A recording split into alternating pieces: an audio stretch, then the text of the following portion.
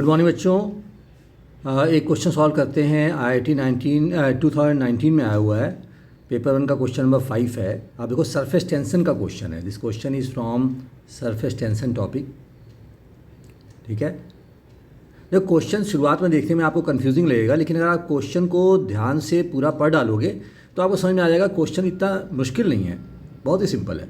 बोला एक cylindrical capillary tube है 0.2 mm रेडियस की, और इस तरह की दो ट्यूब्स आपने कनेक्ट करी हुई हैं, लेकिन दोनों में एंगल ऑफ कांटेक्ट अलग अलग है। एंगल ऑफ कांटेक्ट देखिए 0 डिग्री एंड 60 डिग्री है, मतलब मटेरियल डिफरेंट डिफरेंट होगा, क्योंकि एंगल ऑफ कांटेक्ट इस बात पे डिपेंड करता है कि मटेरियल के कॉन्स्टिट्यूएंट कैसे हैं। इंटरमॉलिक्यूलर अट्रैक्शन फोर्स पे डिपेंड करता है।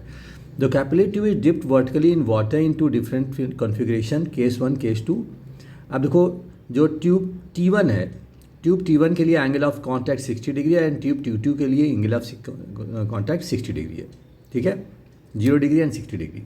सरफेस टेंशन दिया हुआ है, डेंसिटी दी हुई है, जी दिया हुआ है। तो सारे डाटा आपने नोट कर लिए, सारे डाटा आपने नोट कर लिए।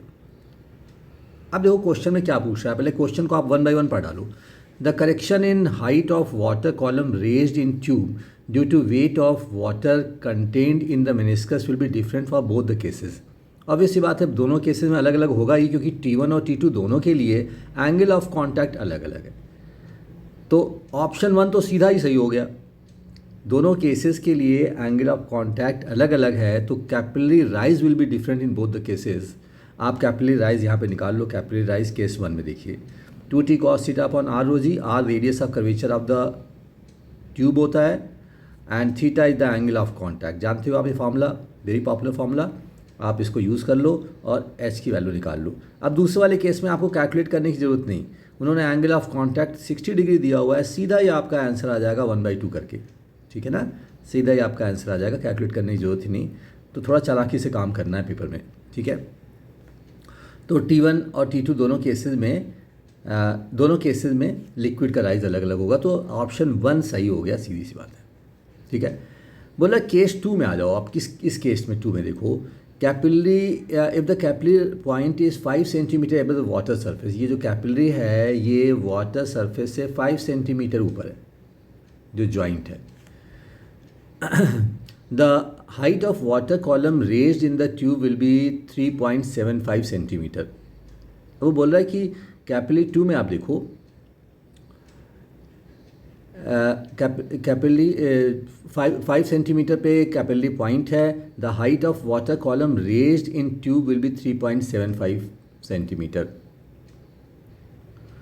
तो अब पॉइंट ये कि T2 वाले कैपिलरी में लिक्विड राइज केवल 3.75 सेंटीमीटर ही हो रहा है, और जॉइंट का लेवल 5 सेंटीमीटर है। इसका मतलब 5 सेंटीमीटर तो पहुंचेगा ही नहीं, तो T1 का तो कोई यूज़ ही नहीं है।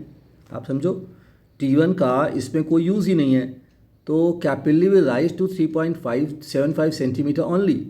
दूसरा वाला ट्यूब तो पिक्चर में ही नहीं आया, राइट। तो ऑप्शन बी सीधा ही सही हो गया, ऑप्शन बी सीधा ही सही हो गया।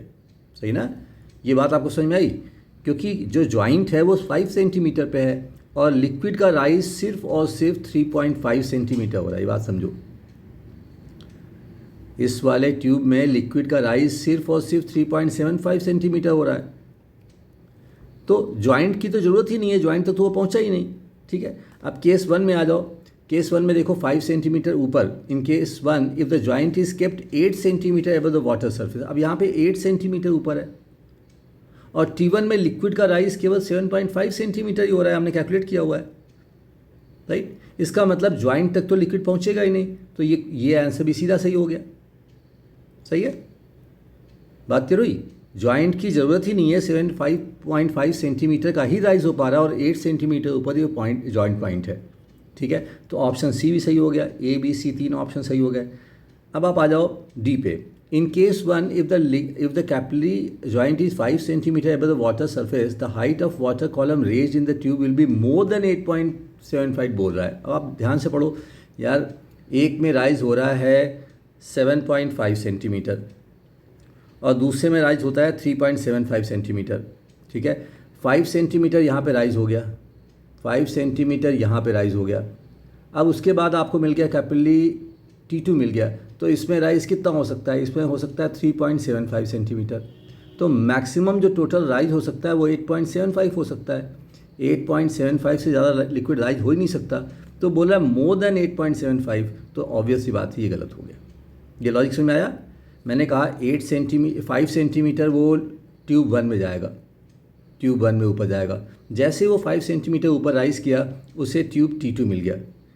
T2 के अंदर वो मैक्सिमम 3.75 ऊपर जा सकता है। तो दोनों को मैंने सम कर दिया,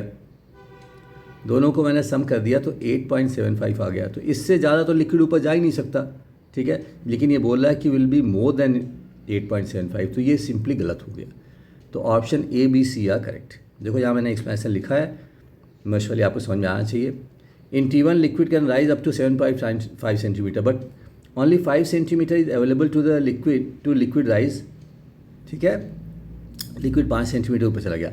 after that tube T2 will come into picture way the liquid can rise up to 7.5 centimeter maximum.